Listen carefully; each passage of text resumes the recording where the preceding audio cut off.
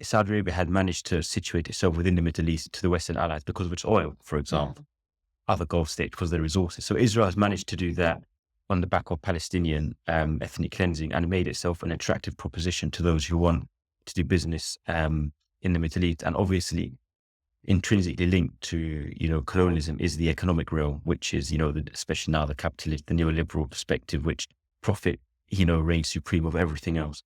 And so Israel has carefully and expertly made itself an attractive proposition. And so people overlook the realities on the ground. And like you said, completely, dispel Palestinian perspectives and just decide to overlook everything that happens to Palestinians in favor of their preferred partner in the Middle East. Hello and welcome to Planet Critical, the podcast for a world in crisis. My name is Rachel Donald. I'm a climate corruption journalist and your host. Every week I interview experts who are battling to save our planet. My guests are scientists, politicians, academics, journalists, and activists. They explain the complexities of the energy, economic, political, and cultural crises we face today, revealing what's really going on and what they think needs to be done. These are the stories of the big picture. Go to planetcritical.com to learn more and subscribe. My guest this week is Hamza Ali Shah. Hamza is a British-Palestinian writer and journalist based in London. With family in the West Bank, he joins me to discuss the crisis in Palestine, its history, its roots in colonialism, economic extraction, Western hypocrisy, and the moral clarity that Western leaders are failing to grasp even when their own citizens take to the street in protest. We discuss the resources in the Middle East, the large deposits of oil and gas, and the long history of the West appropriating these resources by any means necessary. We discuss the failure of leaders in the Arab states to go beyond condemnation and take the kind of action that Europe and the United States was willing to take against Russia, for example, by means of wielding the flow of oil that they control to force Israel to follow humanitarian law. We discuss the weaponisation of ideology as a means of justifying regimes and the trickeries that have been used to obfuscate the reality of Palestinian existence, including the complicity of the media, the rupturing of the narrative, the focus on religion, and the homogenization of Arab culture. Hamza is deeply nuanced and thoughtful, despite the dangers his family face, explaining that often the most they can do is laugh in the face of great danger. And whilst atrocities have been committed, he hopes for reconciliation and peace, so that persecuted peoples everywhere may one day live without the shadow of oppression. I hope you all enjoy the episode. If you do, please share it far and wide. And if you're loving the show, become a patron on Patreon or support Planet Critical with a paid subscription at planetcritical.com. By signing up, you'll get the Planet Critical newsletter inspired by each episode delivered straight to your inbox every week. You'll also have access to the wonderful Planet Critical community who are full of inspiring thoughts, ideas, critiques, and determination. The links are in the description box below. I'm so grateful to everyone who chooses to support the project. I'm a vehement believer in ad-free and open access content, so Planet Critical wouldn't exist without the direct support of the amazing community. Thank you so much to all of you who believe in Planet Critical and keep the project going every week. Hamza, thank you so much for joining me on Planet Critical. It's a real pleasure to have you on the show. Pleasure to be here. Thanks for having me. So my first question is, how are you? I'm good, or as good as one can be given the situation. There's this feeling of being so distant, watching things from the screen and almost feeling like you are there, but you're not. And you're trying to resonate, trying to, put yourself in the positions, and then you do it, it breaks you. So it's tough on so many scales, and obviously with the caveat that, obviously it's much worse for people that are living and enduring this nightmare. But like I said, as good as one can be given the circumstances. And your family, are they safe? Yeah, so my family in the West Bank are okay. There is the element of, increased settler violence, increased military presence, more raids. There was a raid in the town which my family in West Bank reside in just the other day. But even when they mentioned it on the phone we spoke, they kind of laughed it off. So it's that resilience that is, it's endemic in all Palestinians. But yeah, as far as, like I said, as good as they can be, they are okay. They're coping, and health wise, everything else is kind of the same. Obviously, they don't have access to Gaza as well, so they're watching on from the screens like us. So they're within occupied territories, and still that sense of helplessness, being distant, But yeah, obviously thoughts and prayers with Gaza, and everyone is glued to their screens at the minute. Yeah, totally. I want to, in this interview, talk about the West Bank as well, because it's something that is not predominantly part of the conversation, even though it's a really revealing context, which kind of negates the Hamas argument Mhm. from the Israeli side. But before going there, let's start with, why is Palestine in crisis? Let's bring it back. I think because there's a lack of moral clarity when it comes to Palestine. There's a lack of, there's a lack of backbone, if you like, from the international community, and we're witnessing in real time what happens when there's a spectrum or a hierarchy of human life, and Palestinians have been relegated to the very bottom of that. And so you see, the level of violence we've seen, the level of bombardment, the level of oppression, the level of torture that we see, and it's just played off, whether it's via the media avenues, whether it's via a lack of accountability. It's a total impunity for Israel to act the way it does because of who is on the receiving end of that violence. And I think that's at the heart of it. Obviously, this particular chapter has perhaps a different starting point in terms of what we saw and how Hamas and Palestinian resistance dealt the first blow, which usually doesn't happen. And that perhaps obviously, like, everybody knows those scenes. Everybody, I know the media's been hell bent on condemning those scenes. And every Palestinian I speak to has said, that some of those scenes were horrific. But because that was the starting point in this instance, Israel has kind of upped the ante, and they've gone kind of intensified the response. And as I said, because it's Palestinians on the receiving end of it, it's almost been acceptable, or it has actually been acceptable. Mm. And this has been the response from the international community for 75 years, really. Yeah, it's been, 75 years of ethnic cleansing, if you like. Even before that, the Balfour Declaration kind of kick-started in 1917. 56 years of occupation. Gaza itself, I think, close to 17 years of being under siege and blockade. So it's a multi-layered level of oppression that the Palestinians have been experiencing for so long. And as I said, in every moment, all we keep hearing is, for example, the two-state solution, or, we ask Israel to act within international law and, to make sure it observes human rights and everything. But Israel has never done that. It's never acted with that level of regard for any kind of, legal or humanitarian law. So there is obviously the fact that every Palestinian knows that Israel will get away with it, but there is a sense that this time you'd like to think, because of how bloody it is, because of how how dark it is, because of everybody. This is a genocide unfolding live on our screens, so there is evidence. It has been captured, and everybody would like to think it would be different in terms of the international community holding Israel to account. Why do you think they don't? I think a number of reasons. I think Britain, for example, has vested interest in terms of providing arms. And, if you go back to the colonial mindset, Israel is seen as democracy in the Middle East against Mm. these so-called violent rogue Arabs. For America, it's kind of the same. It's keep having a power there that allows America to um, display its geopolitical ambitions, keeping Iran intact, being, an ally and keep, again, the same thing. I guess, keeping so-called Islamic terrorism under check, and just having an option in the Middle East. And obviously, Israel has developed its economy, has developed its its tech sector. So there's a lot of things that Israel has developed, obviously on the back of Palestinian occupation and oppression, Mhm. that makes it a valuable player in the Middle East. And so whereas the Palestinians, the context is obviously having been under oppression, having been under occupation, don't offer the same, I guess, quote unquote benefits to the outside world. And so a lot of people are willing to look the other way, and must be made clear as well, this isn't something exclusive to the Palestinians and Israel. In a sense, oppression has always been overlooked if there are material or economic benefits to be had, or if the occupying power or the colonial power, the aggressor, provides you, the state or the international community or the world, with something beneficial. And it's a tale as long as history. It's quite interesting to see how they get around this framing, right? This reality, which is that very often there is a thing that a colonial power and its allies want: resources. And that's why they go in. And yet things are framed differently depending on the case. I mean, with Iraq, it was, sort of like the safety of the international community, weapons of mass destruction. And with Palestine and Israel, it's sort of been framed as this like religious war.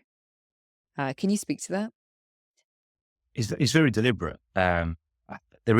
There is religious aspect that is linked within in terms of the importance of Jerusalem and that, but that's religious across the board. And for example, we see Christians have been massacred in Gaza as well. Christians living in Gaza, Palestinian Christians.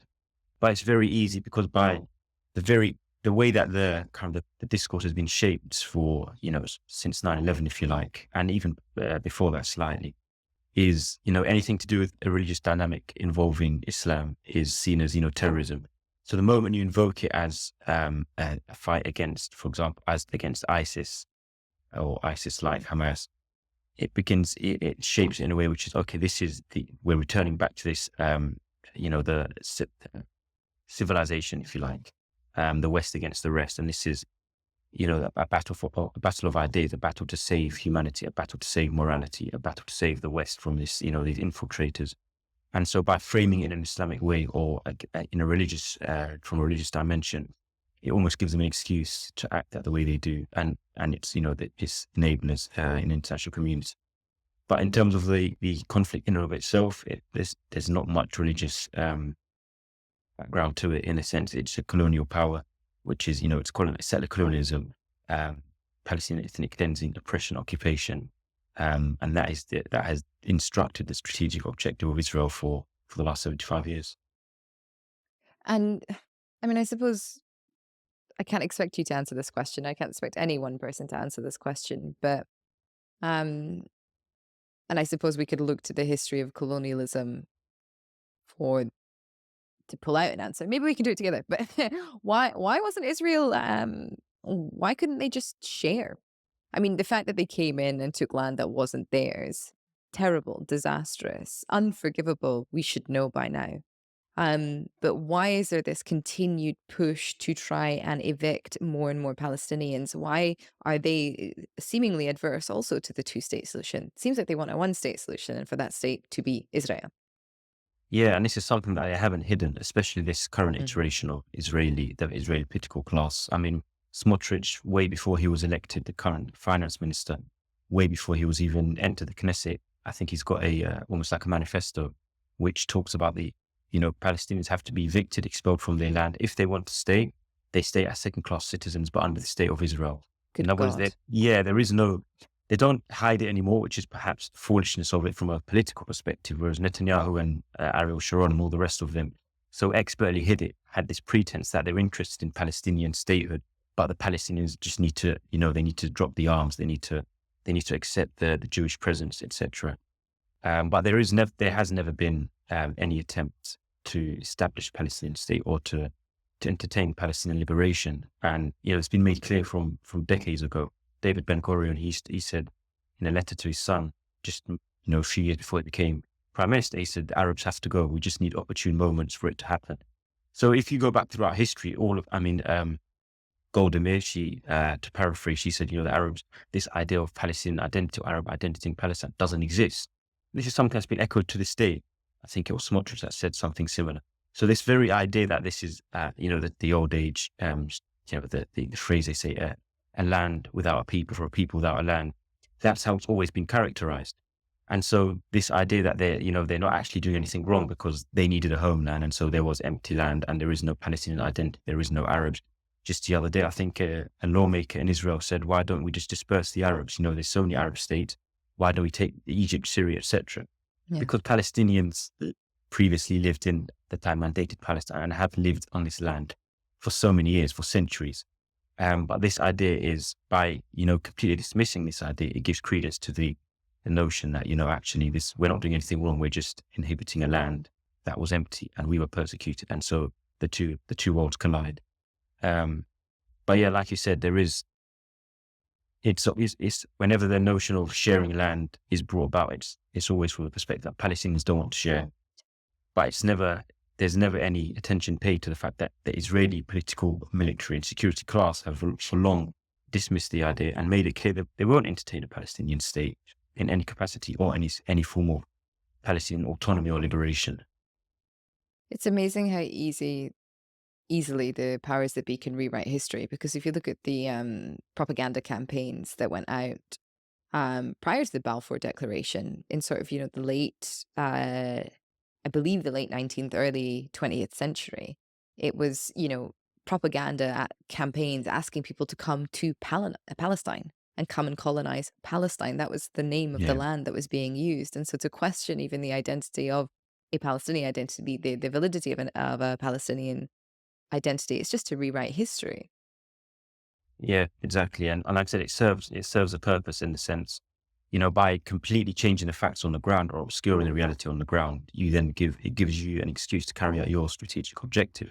And it's through lobbying and through, influence and political influence, if you like, in terms of making yourself a viable state, making yourself an attractive state, which we see with Saudi Arabia, for example, just so that it's not just solely focused on Israel in a sense. Saudi Arabia had managed to situate itself within the Middle East to the Western allies because of its oil, for example, other Gulf states because of their resources. So Israel has managed to do that on the back of Palestinian ethnic cleansing and made itself an attractive proposition to those who want to do business in the Middle East. And obviously, intrinsically linked to, colonialism is the economic realm, which is, especially now the capitalist, the neoliberal perspective, which profit, reigns supreme over everything else. And so Israel has carefully and expertly made itself an attractive proposition. And so people overlook the realities on the ground. And like you said, completely, dispel Palestinian perspectives and just decide to overlook everything that happens to Palestinians in favor of their preferred partner in the Middle East. I did an investigation last week into the fossil fuels off the coast of Gaza that exist. And Israel and Palestine collectively, that land is sitting on half a trillion dollars worth of fossil fuels. The majority of it being gas. Um, the Leviathan gas field is the third largest in the world, and it was discovered only about a decade and a half ago. And this is really critical because right now, liquid natural gas is being branded as a transition fuel. And so there's this push to try and get the world off of oil because we're running out, not because we've suddenly got morals, um, and onto LNG. And this really, really, really suits the United States because they are the largest producer and exporter of LNG in the world. So if the petrodollar sinks, sort of the gas dollar will come up. Um, and they've also signed sort of these bilateral treaties with Israel saying that Israel's energy security is the United States' priority. And Israel last summer as well signed a memorandum of understanding with the European Union to supply gas because they are at a loss, essentially, since Russia invaded Ukraine and they slapped all these sanctions on the invading force, the hypocrisy of which has not been lost on anyone. Um, and so this economic context is absolutely critical in understanding why the West is kind of committing to 1984 Orwellian double think and newspeak and all of these sorts of things, and why they seem unable rather than even unwilling, why they seem totally unable to stop a genocide. Yeah, because like you said, there is always vested interests. There's always something that, they have to offer an excuse. And there's always, like I said, it happens in Africa and people overlook it. When you learn about, for example, the genocides and massacres over time, it only took me until I reached university. I was like, oh, hold on a minute. It wasn't just in Europe that these things happened. It happened, across multiple continents. Um, and it's the fact that you have your backs covered by, there's business deals. And like I said, the UK is a prime example. They provide arms to Israel. And I think within a few days or a few weeks of this existing massacre, the UK already, I think a few spokespeople, officials, said we don't intend to hold any arms sales or anything like that. So it's that vested interest because it provides significant money for them. That's their ally.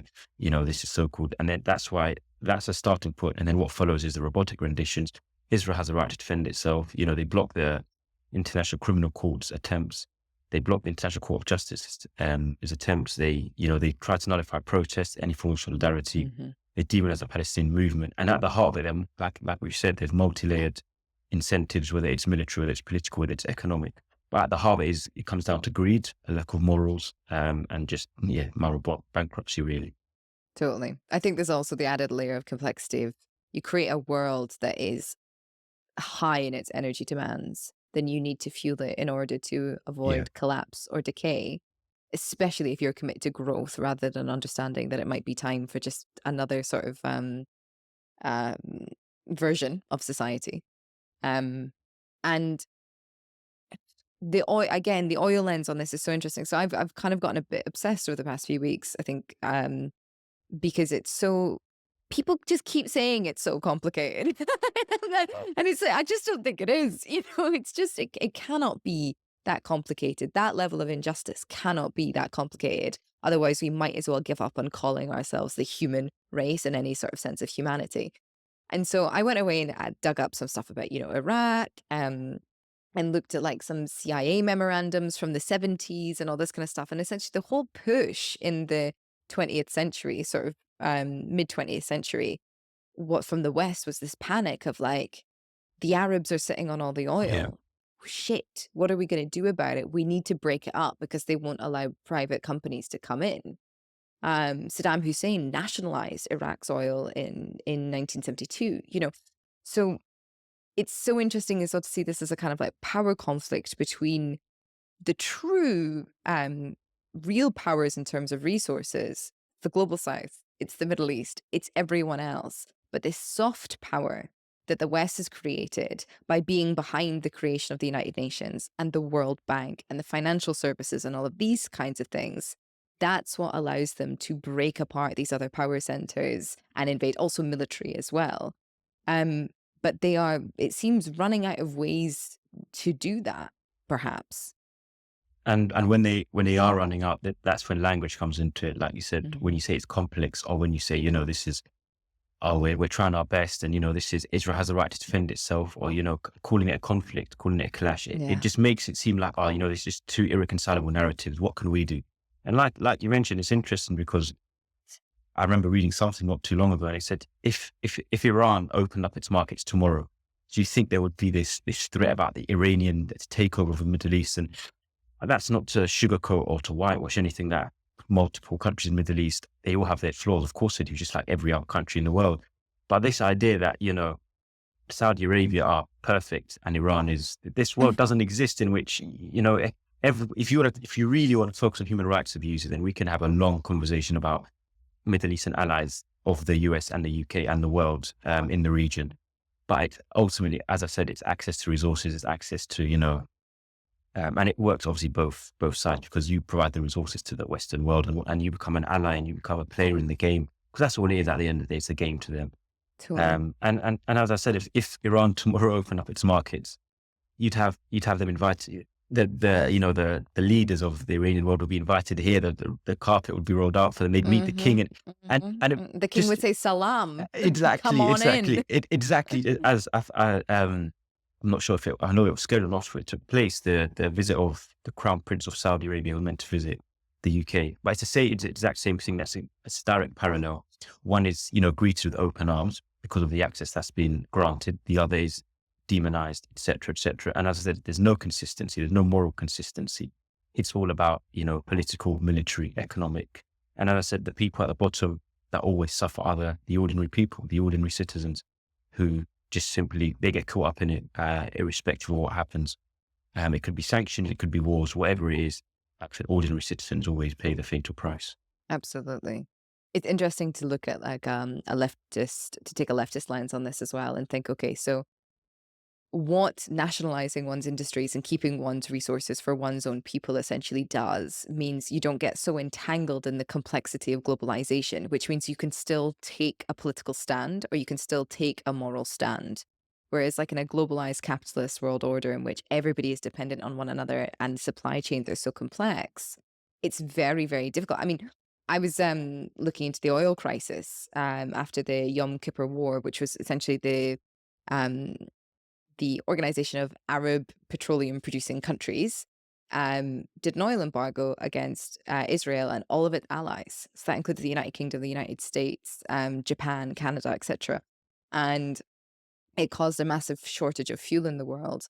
And it was an amazing sort of political move, really.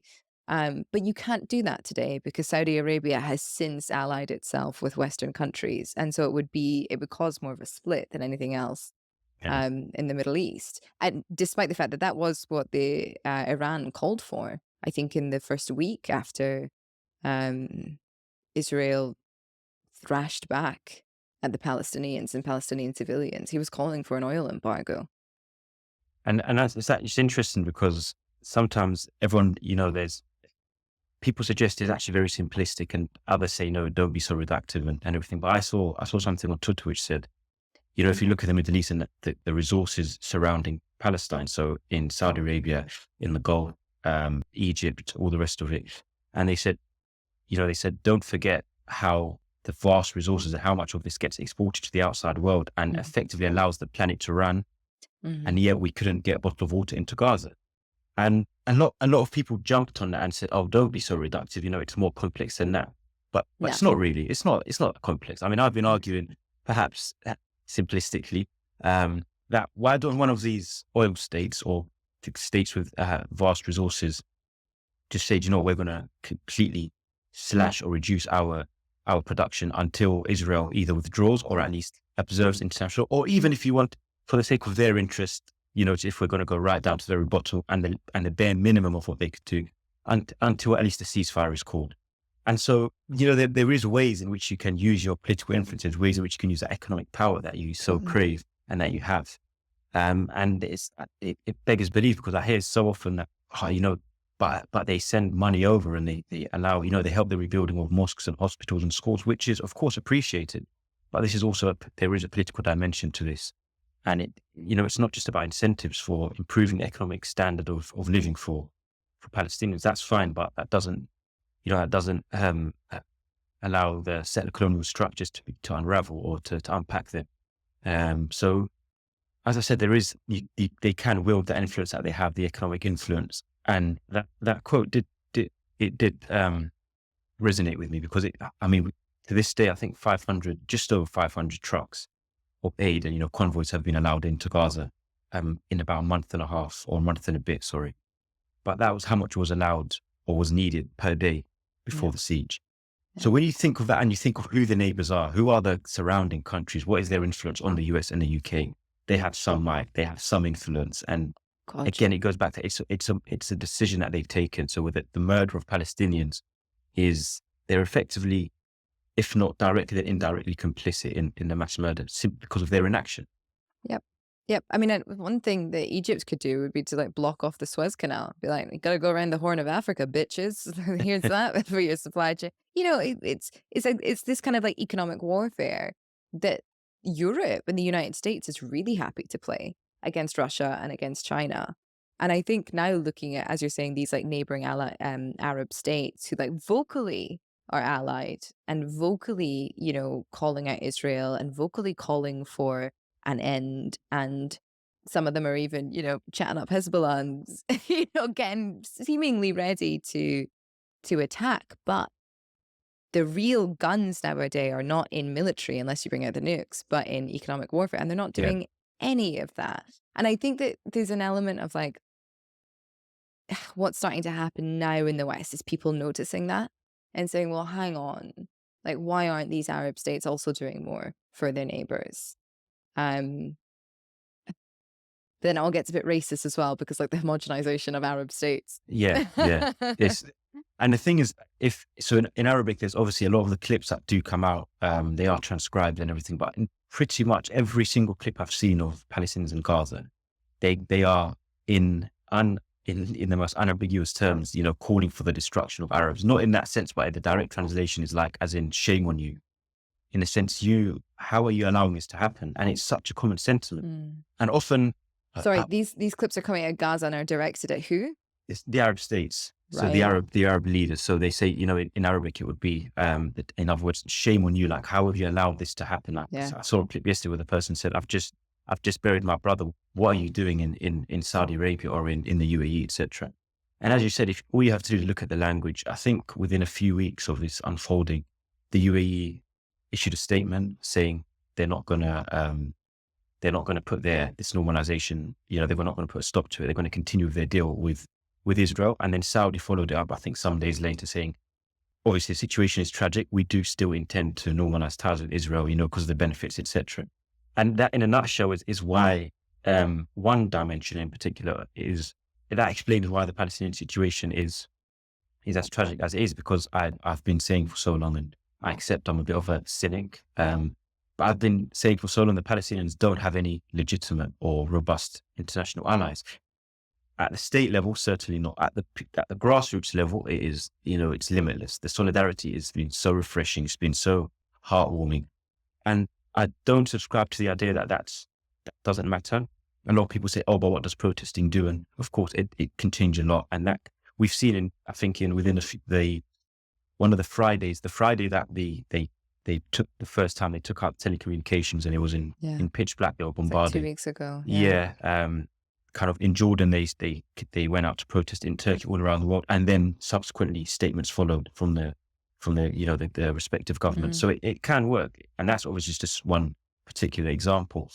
So I do think we have limitless solidarity and support and really good organizing mobilization that we've seen in recent weeks at the grassroots level. But at the state level, where perhaps the ability to act is there's more ways to act and more quickly, that's where obviously there's a dereliction of duty, and there's no real appetite to liberate or to free the Palestinians at all.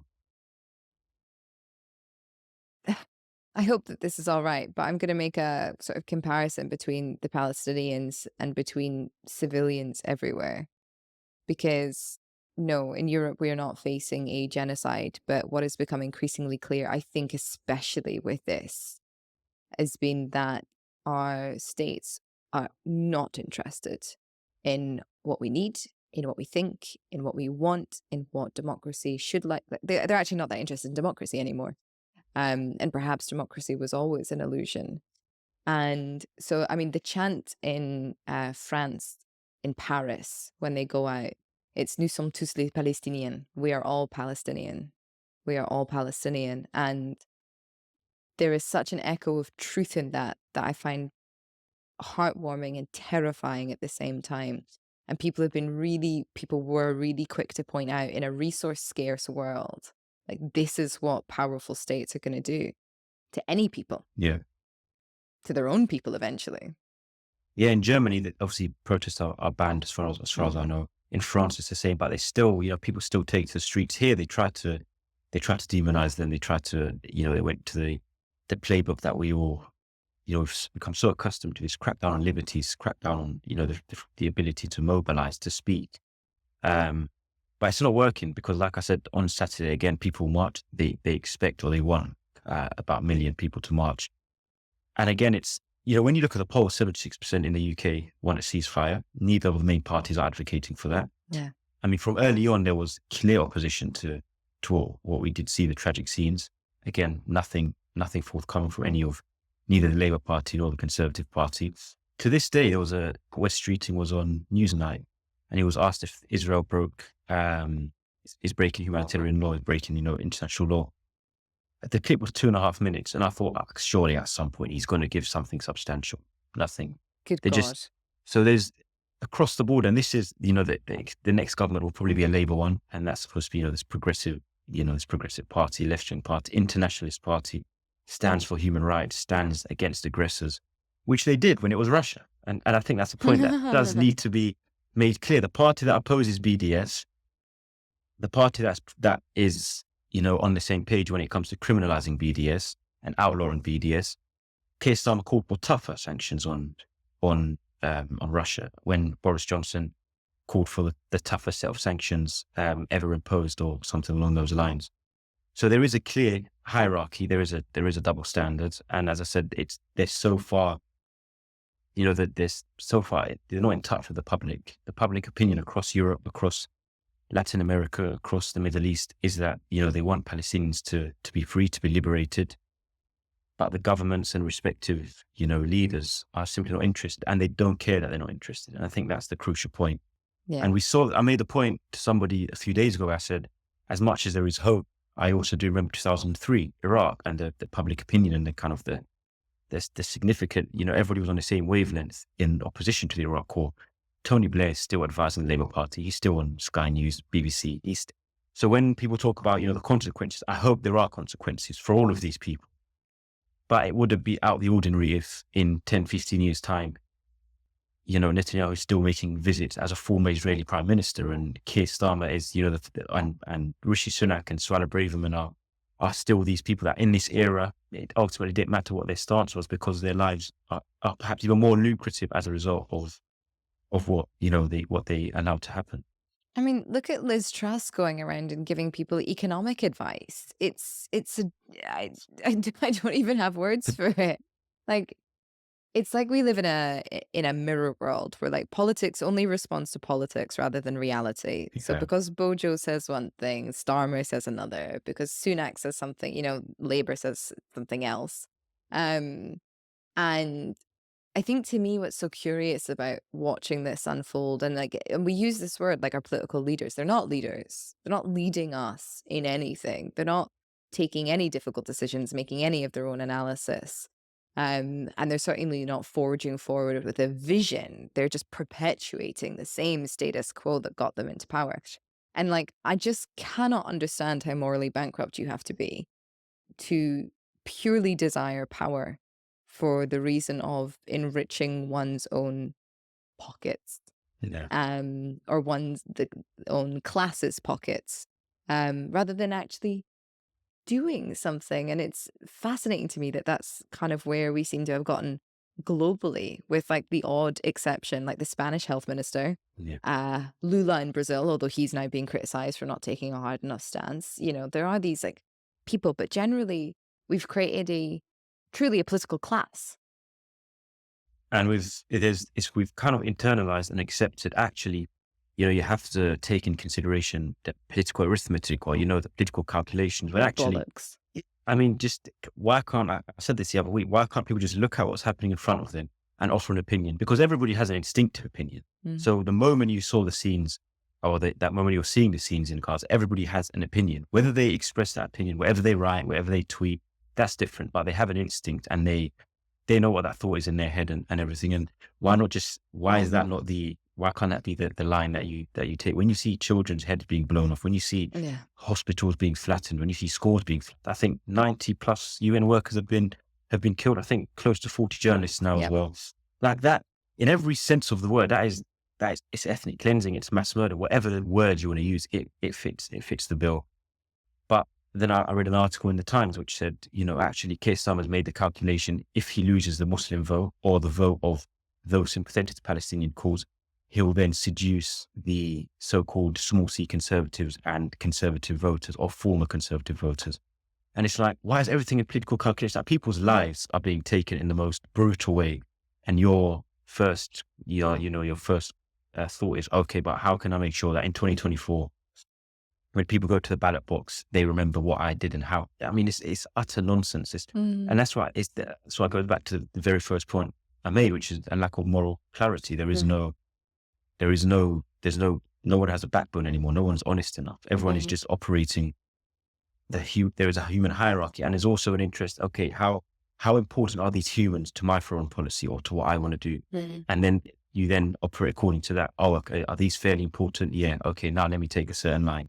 Whereas actually, a child being murdered in Gaza is no different to a child being murdered anywhere else in the world, irrespective of you have ties or if they're an ally. You simply should stand up for humanity. But obviously, we can say that till the world ends, and it's like speaking to a wall. It's ridiculous.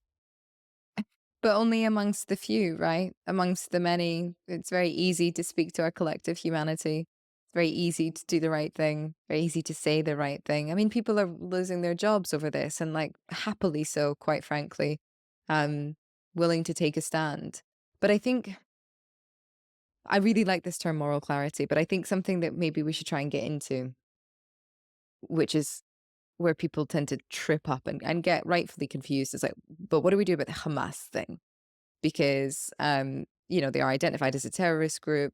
One man's terrorist is another man's freedom fighter. I'm not saying that that is the equation that's going on here. I'm just saying that that is something that we are aware of. We know that Netanyahu funded them. We know that they are a response to occupation as well. And yeah, the scenes from October 7th were horrific, truly, truly, truly horrific. Nobody deserves to die. No civilian deserves to die in the way that they have died since this particular instant has kicked off, but also over the past 75 years. But maybe this is when we bring in a comparison between like Gaza and the West Bank now, because Hamas is not in the West Bank. But how do we clarify, or what clarity can we shine on the fact that Hamas exists and it makes it difficult for a lot of people to align themselves with the sense of resistance out of the justifiable, understandable, and correct position of being against all kinds of violence? And it's interesting just on the point about civilians, because I've been a bit surprised in the sense, when somebody's asked, do you condemn what Hamas did? And they say, yes, I do. And I condemn all civilian life. Such as this, this hierarchy we keep referencing, that's not seen as an acceptable answer, if that makes sense. Like it's yes, that I can completely condemn that. And then they say, I too condemn what's happening to civilians in Gaza. And that's seen as, how dare you put the two together? We're asking, it's not what about it. It's just simply saying, I wish that neither side had to suffer some of the atrocities that they have suffered. And it goes back to your point that the easiest way, I think, to understand Hamas is firstly that there was a poll, I think, not too long ago, which said, I think they enjoy about 50% support, something like that in Gaza. So again, not every Palestinian is Hamas, and Hamas is not every Palestinian. And at the same time, they were founded in 1987, and Palestinians have been displaced, terrorized, ethnically cleansed since way before that. So Hamas is a way of understanding a particular dimension of what's going on, but doesn't explain, Hamas's existence doesn't explain why Palestinians were expelled in 1948, because that's purely to do with Israel's strategic objective. And I think it's been very carefully and expertly, I think, framed in a sense by drawing a comparison to ISIS. Is, because everybody remembers those years from I think 2014 onwards, when it was like in Paris, in Barcelona, in Brussels, in Manchester. Yeah.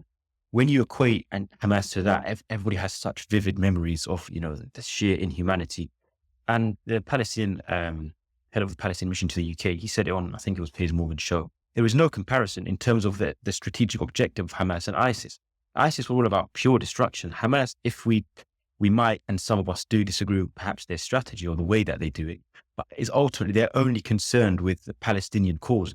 They're not interested in, for example, liberating Iraq, which you could argue maybe they should be, but they're interested solely on it's purely Palestinian resistance through the means that they advocate for. But they've now completely been delegitimized, because everyone being thrown in the same camp. Hamas is Palestine, Palestine is Hamas. And so that's why we're now seeing, ironically, the Israeli official saying, and Blinken yesterday, US Secretary of State, saying, well, we want the Palestinian Authority to take over Gaza. But you've been at odds with the Palestinian Authority for 30 odd years. You completely opposed, and that's what's so, it's a pick and mix approach. And you drew the distinction or comparison to the West Bank. I think just about half an hour ago, news came through. I think seven Palestinians were murdered in Jenin in a raid. I think that takes a toll up to, I think it's definitely more than 100. I don't know the exact figure. But again, if the argument is that everything we're seeing in Gaza is to eradicate Hamas, they have little to no influence in the West Bank. Why are Palestinians being killed there?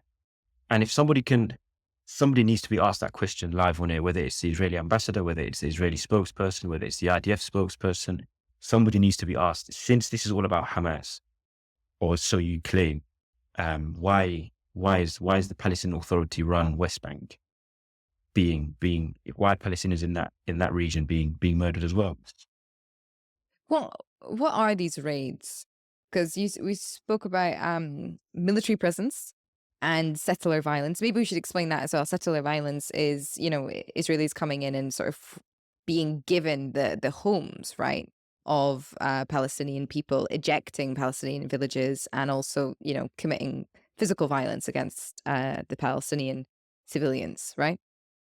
Yeah, so the settlers have effectively, let's not forget, I think there's a few settlers who are now in office in Smotrich and Ben Gvir. So you've got that ideology, which is of, ironically, which is in the Likud Party's charter, which effectively says from the river to the sea that Israel, it will be one Israeli state, which you never hear any condemnations of, very Oh, ironically. interesting. And whose charter, sorry? The Likud Party, the ruling party, Benjamin Netanyahu's party. And actually Smotrich himself, Bezalel Smotrich, the finance minister, has effectively called for the same. As I mentioned, he's got like a manifesto in which he says there will be only Israeli sovereignty. Ben Gvir was on Israeli TV some months ago saying, sat opposite a Palestinian guest and saying to him, with all due respect, my rights and my family's rights and the Jewish people's rights, we have more right to travel, to move around in the West Bank than you do. So, I mean, this is so explicit, and yet, but the Palestinians who are oppressed, who are under occupation, they have these aspirations, even though they don't have the capabilities, clearly, they have these aspirations apparently to completely expel and exterminate the population in Israel, even as Israelis, the Israeli state, expel the Palestinian population in the West Bank and Gaza. So there's, like I said, some discrepancies, but yeah, so the settlers have, especially in the last, before October the 7th, which has been, created as a starting point, it was still the worst year for settler violence in the West Bank and the worst year for Palestinian fatalities in the West Bank since at least the early 2000s. So this has been a year in which the settler movement has been emboldened because it's got a government that is so far to the right that is allowing it. There's been an increase in the settler outpost. There's been an increase in, the number of settlements that have been given the green light. There's been an increase in home demolitions, the forced displacement of Palestinians in the West Bank. So there's been an increase in the kind of the core aspects of the settler movement, and that's now been intensified of late. So people are in the West Bank. So from my family have told me, people are sending messages to each other in the West Bank: avoid this route, avoid that route, because that's where the settlers are at the moment. There's an article it's being published in Declassified by Peter O'Bourne, who's in the West Bank at the moment. And he's talking about the fact that there's a reign of terror presently where, the Israeli police or the Israeli security officials don't do the work, but the settlers do their work for them, and they just offer the cloak of protection. So this is something that's been ongoing way before anything happened or Hamas did anything or even breached a millimeter of the border in southern Israel. And it goes back to, it's multifaceted. It's about, if it's not direct bombardment of Gaza, it's home demolitions in the West Bank. If it's not, there's Israeli settlers who are actively, playing a part in expelling the population. It's the Supreme Court greenlighting the decision to knock down a house and displace a family. If it's not that, then it's Israeli forces shooting at protesters or, telling them that, we're going to use this as a firing range, which is happening in Masaf Riyadh. So, there's so many different dynamics to it, but now the settler movement has been emboldened significantly. And as I said, there's been an increase in raids. There's been an increase in, their presence, and a lot of them are armed. So violence has gone up tenfold in the West Bank this year, but especially in the last month. And that's why whenever someone speaks on Palestine or on Gaza, you have to include the West Bank in it as well. Because at the moment, perhaps it's, perhaps the situation might not be as tragic in terms of the sheer number and the scenes that we're seeing, but there is nevertheless a part of the strategic objective of, Palestinian ethnic cleansing and demolition and land theft and occupation is still being carried out in the West Bank, where, again, Hamas has little or no influence. These raids that you're talking about, is that just the military going in to Palestinian homes, and what for? There's no Hamas. So they claim these are people that are linked to groups that want to, eradicate Israel, and basically people that pose a threat. So what they do, and there is an aspect of collective punishment, which has actually happened, and I'm sure it was B'Tselem, the human rights group in Israel, who mentioned collective punishment before Gaza, and they said that, homes are being flattened by the Israeli forces because they suspect one person living in that home has plans or is linked or there's been some sort of intel that they're a threat. But what about the other 15, 16 people living in those homes? And so these raids have been ongoing from the beginning of the year: Jenin, Nablus, Jericho, in multiple areas in the West Bank, under the premise that, they're targeting specific individuals who pose a threat. And a lot of the time they go in there and they just murder innocent Palestinians. There was a clip, I think around June, July, of a random person walking, I think it was in Jenin, and a sniper shot him in the back of his head and he died. Now, what threat did that person pose? So the premise is that you're in Jenin or you're in Nablus because of, you're trying to get rid of this Palestinian threat. But again, every Palestinian is seen as a threat because it's not simply fighters or people who are resisting or supposed escaped prisoners or whatever it might be. It seems to be any Palestinian is seen as collateral damage in this objective of whatever this Rushk objective is from the Israeli state. Whatever it is, I mean, it really is hard to grasp now what more they could possibly want or need. That yes, there's the resources of like, if you're sitting on all of that money, you should share it with the Palestinians. That was what the UN said in 2011 in a report. They haven't. They're going to ignore UN directives. We know that. So there's such a kind of like malevolence in this that is hard to wrap one's head around. Just anecdotally as well, I was in Bethany, in Arabic Azariya, Bethany, which it's actually it's got importance in Christian history as well in Palestine. That's where my grandmother resides and my family in the West Bank. And I was there in May. And on one side is a separation wall, and on the other side, as you begin to leave, the largest settlement in the West Bank, the largest Israeli illegal settlement, Ma'ale Adumim, is just on your right. And as you drive, there is no way of leaving that town that we're in without passing through the road of which the settlement is above. And the dynamic's interesting because it towers over you. In other words, you're at the bottom, it's at the top. And it's interesting, when I was there, I used to, so internalized is the occupation for my family. Every time we'd be driving through it, my face visibly changes, like, the frustration. And they just say, what were you angry about? This isn't going to change. Just accept it. And my auntie actually, on one of the last days that I was there, she said, oh, by the way, did you know in Ma'ale Adumim, so there's a patch of like a garden, basically a park. And it's got I love, like in Amsterdam, I love Amsterdam. It's got I love with the heart, M-A, Ma'ale Adumim, the settlement.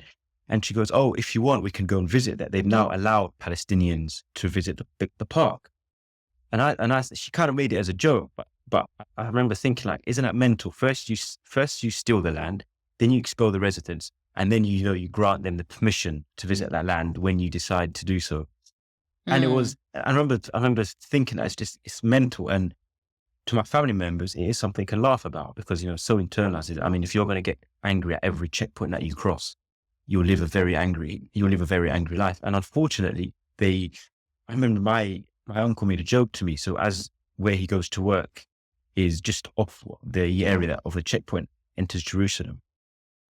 And so can you imagine, like, there's 3 lanes and he takes the 4th lane, which takes him, basically remains in the town of Azariya, a smaller town just off it. And I made a joke to him. I said, well, what happens if you do actually just rather than take that right, just continue straight and head towards Jerusalem? He looked at me, goes, well, they'll shoot me.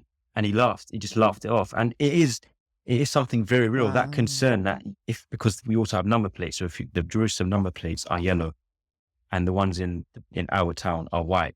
So they know automatically who's coming through. If it's not a yellow number, that's a threat. And it happens all the time. So many Palestinians are shot at the checkpoint. And like I said, even just that, the settlement, the separation wall, the joking of, oh, we can enter. They've given us permission to re-enter the land that they stole off us. And then the fact that, they might shoot me. In other words, it's internalized that your life as a Palestinian means you could die at any point, which is, I don't have to live with that here in London. I mean, I can practically do what I want, and obviously within legally anyway. Without the fear of thinking, if I go through this road, I might get shot. But like I said, because I was there for the first time in about 12 to 13 years, and I saw it. As a Palestinian, I know how it is. My mom's told me so many stories, my dad, my grandparents. But when you see it, I completely understand why people say it radicalizes you, because I'm already as radicalized as one can be, radical in the sense of, wanting change. And then seeing it up front is sometimes it's so crushing. And just to see, as I said, when you're driving, you can't help but notice the settlements at the top, and they're so vast. The land is so clean. Everything, they've got houses and the way that it's been built that we wish we had. We live in small little, houses which are just made just to accommodate whoever it can. And then you drive past the settlements and you can't enter, there's signs, you can't enter here, you can't enter there. The checkpoint, they stop you. And if you want to go back to the other side, of which Palestinian areas like Abu Dis, like Bethany, those ones are, you can only go so far because on the other side is the separation wall. And so it's mental. It's when you internalize that, you realize if it's not direct ethnic cleansing, as we're seeing in Gaza, there is then taking place land theft, displacement, oppression, dehumanization. And just another point, the number of prisoners, the number of detainees has gone up. It's significant. It was already, again, this year at a record high, especially those without charge or trial. That's gone up significantly in the last few weeks as Israel kind of intensifies its crackdown. So there's so many ways in which, when you talk about Palestine in crisis, I mean, there's so many ways in which it is in crisis and the Palestinians are in crisis because there is one level of oppression. And the psychological toll, by the way, is huge. When you see in terms of having every single day to live that, that's why I understand why jokes are made from my family members about let's go and visit that park on illegal land, because if you're not going to joke about it, how else are you gonna cope with it? Do you think this could ever be or should ever be forgiven? I think there's reconciliation always does happen or does need to happen in order for for a lasting peace to take place. But it would have to be it'd have to be in good faith. I think some of the only way it can be forgiven is if those people who have orchestrated this, who have dreamt of this for so long, who have wanted this for so long, is when they're held to account properly. And we're talking about, international criminal courts. We're talking about actually having Netanyahu should never be allowed to walk freely ever again. Mm-hmm. Neither should Gallant, the defense minister, neither should, human animals is what they call us. They're talking about, it's not accuracy, but damage and destruction. They're talking about, why don't we dispel these Palestinians? The intent is there. And the only way in which and I think now more than ever, the only way in which Palestinians will be able to move on, I think, or at least entertain a conversation about a genuine lasting peace in which the settler colonial structures are unpacked, that they are dismantled, so too the apartheid mechanisms that, instruct everyday life. It's only when those who have perpetuated that, those who have enabled that, are held to account properly. And I think that's when you can accept, okay, our trauma is not just being brushed under the carpet, but there's actually an intent, a legitimate and robust attempt to actually hold these, because they're war criminals. Those war criminals need to be held to account. Yeah, I agree. It's so sad to think of the history of persecution that begets more persecution. And again, this thing of like power and resources and, the history of how Europe was so cruel to the Jewish people for 2,000 years. And then for this kind of mass emotional gaslighting to happen in which they went, oh, do you know what? No, World War II, the Holocaust, no, that was really bad. So we're going to make sure that that doesn't happen again. No, it wasn't that. It wasn't that because Jews weren't allowed into, they didn't increase the immigration numbers even during the Holocaust. Like the Allies didn't go to stop Germany to save the Jews. I mean, and so the fact that a political class has come in of Zionists, essentially, which suits, the Western political and economic agenda, which is now why this is sort of allowed to happen and persecute other people, but makes it more complicated to allegedly, criticize because it comes from a persecuted people. And it's like, we've got to, yeah, the identity politics of it, I think, really kind of, negate the reality. Yeah, and like you said, it's deliberately done in the sense, by putting certain people into boxes. So by putting Palestinians as Islamists, by putting, every single person residing in Israel is actually somebody who as a their grandparents suffered in the Holocaust. And like I said, that two wrongs don't make a right. It's not an eye for an eye, because that makes the whole world blind. Like there is no need to. I think a lot of the time when people make the comparison, there's a cynical weaponization of it, and it then almost takes away from which it was a tragic and really that was unforgivable what happened in the Holocaust. But that doesn't then mean that if you bring that up and say, well, we are also being, there's a genocide taking place on a similar scale, on a lesser scale, but something that is resembling that in terms of total extermination of a people. People say, "Oh, how disrespectful of you!" But it's the only reason a comparison is ever made is just to make it resonate with people. And there is an argument that perhaps maybe that's not the right approach, but it's just the level of dehumanization that we're seeing, the level of collective punishment, mass murder. You have to, people have to draw those comparisons, but by completely nullifying that, and they're also putting people into certain boxes and saying this is all about, Jewish safety, and you're pitting Jewish people against Palestinian people and Arabs against Jews and everything.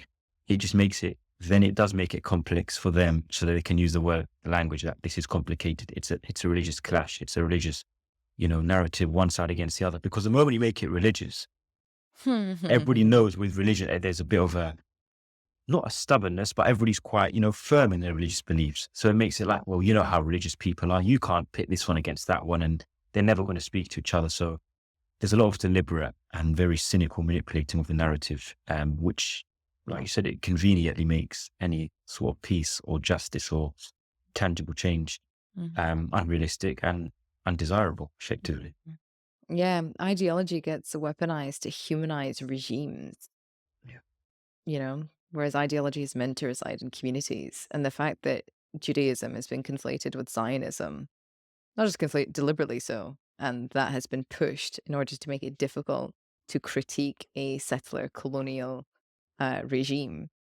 I mean, there were sit-ins and collective forms of resistance organized in London and up and down the country.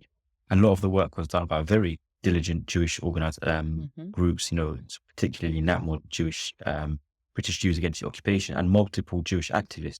And you had multiple outlets in the press, in the mainstream media, saying, "Oh, these anti-Semitic protests." But basic research will tell you who was behind it and who was organizing it. But if you omit that context, the average person, the average Joe reads that and suddenly thinks, see, I told you, it's them so the anti-Semitic Palestinians again. And this conversation has been ongoing in the UK in the last few weeks about who feels safe at home and who doesn't as a result of what's happening. And it's a deliberate attempt to kind of fan the flames of hatred and pit communities against each other.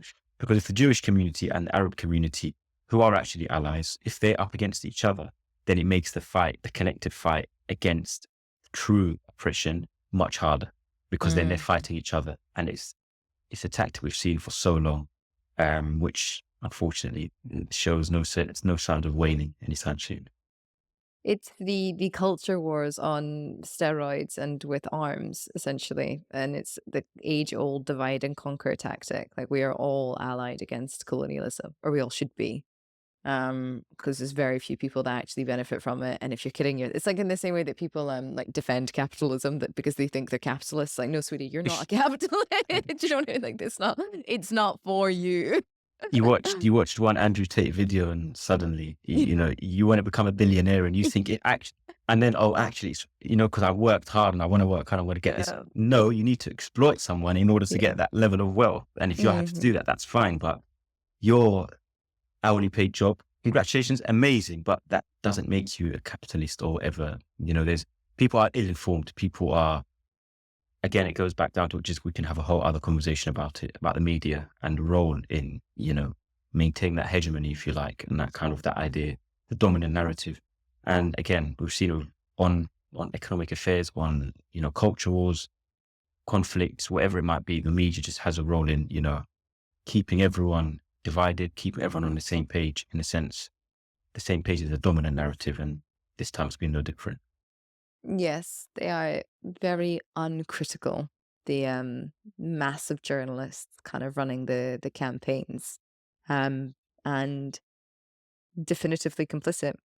But as you say, who knows what will come of this, given we've got George W. Bush and Tony Blair walking around, earning millions advising governments and think tanks and all this kind of stuff. So and recently celebrating Henry Kissinger's 100th birthday, which again, people like that are war criminals. And it's not, there's nothing wrong with saying that, because they have inflicted so much death, misery, trauma, destruction on people. But they walk around freely. They still walk around giving advice. They're still at think tanks and events and, being paid handsomely for wanting to, inflict even more pain and more misery on people. So as I said, there is a sense amongst a lot of people at this time will be different because a lot of people simply won't forget. And I hope that's the case. And I hope that Me when it too. is, I hope that if it is Netanyahu and Gallant and all the rest of them, I hope that it's the others who follow them as well into those prison cells and those courtrooms. Me too. Listen, Hamza, thank you so much for your moral clarity today. This is such a beautiful conversation. My final question for you is, who would you like to platform? One person who I think has offered a real common sense approach to this, and throughout in terms of really contextualizing things and putting aside the identity is Dr. Norman Finkelstein. And I think quite clearly, he's been not deplatformed, but only ever appears on certain platforms. Because if somebody's going to come and completely deconstruct your narrative, why would you want your viewers to see that? But he's someone who has over time, not just in this latest dark chapter, but has offered a perspective which is, a completely objective and neutral perspective. As somebody who is obviously Jewish and a Holocaust survivor, who can look at what's happening in the world, whose family are Holocaust survivors, who can look at the world and kind of dissect it in a way with some moral clarity. Hamza, thank you so much. Pleasure. Thanks a lot. If you want to learn more, I've put links to everything in the description box below. Remember to subscribe to the channel if you're new here and share the episode if you enjoyed it. To support the show, subscribe at planetcritical.com, where you can read the weekly newsletter inspired by each interview. You can also become a Planet Critical patron. All links are in the description box below. As always, my deepest thanks to that community. Planet Critical wouldn't exist without your support. Thank you everyone for listening and for coming on this journey together.